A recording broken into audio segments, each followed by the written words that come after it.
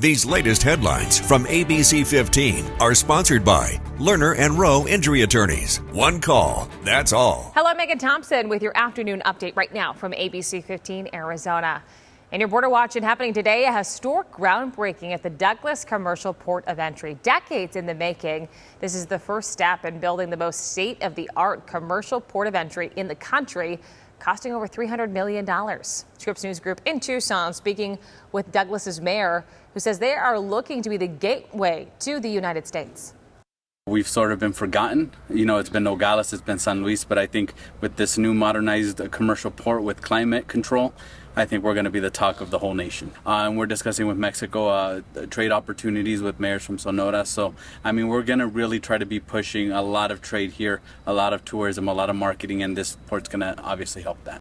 Senators Mark Kelly and Ruben Gallego will be in attendance. That port should be finished by 2028.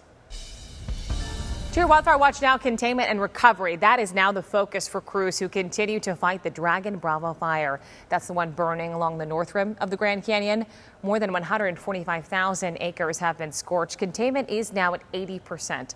Governor Katie Hobbs visiting the communities impacted, directing state agencies to make resources available for those recovery efforts.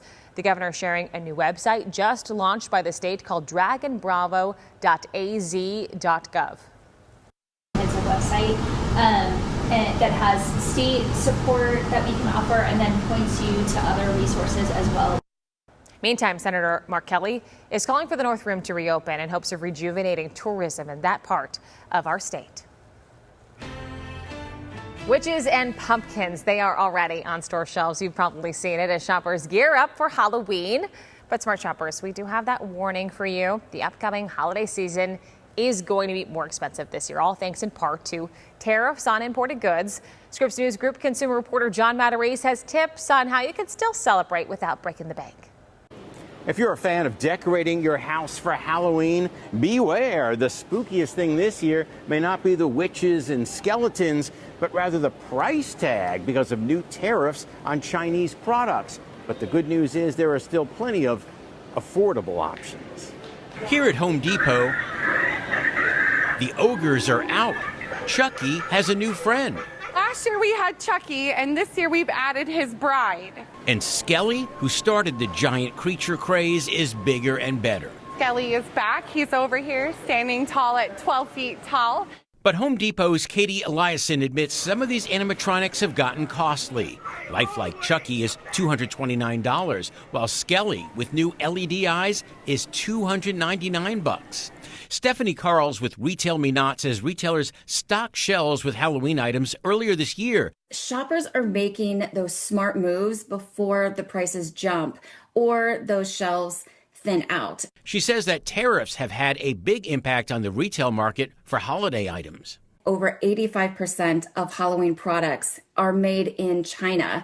And shoppers should expect to pay double on some Halloween items compared to last year. A $19 kids costume last year could be around $39 in 2025. In addition to shopping early, she says stack your savings, combining sale prices with promo codes and cashback deals.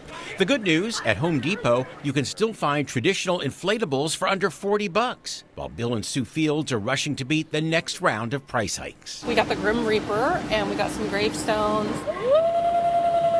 And that way you don't waste your money. John Matarese, Scripps News Group.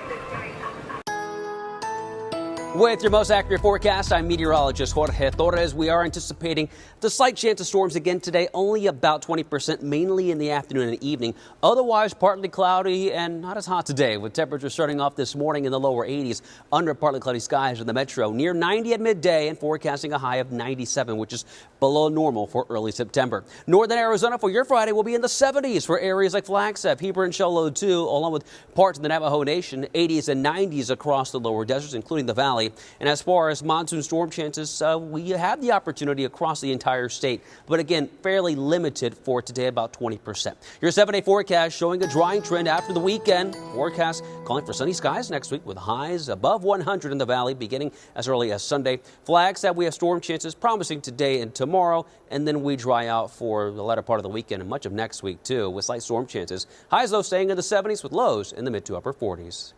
We will have another update for you tonight. Until then, get the latest news, weather, and traffic at ABC15.com, or you can download that free ABC15 mobile app. These latest headlines from ABC15 are sponsored by Lerner and Rowe Injury Attorneys. One call, that's all.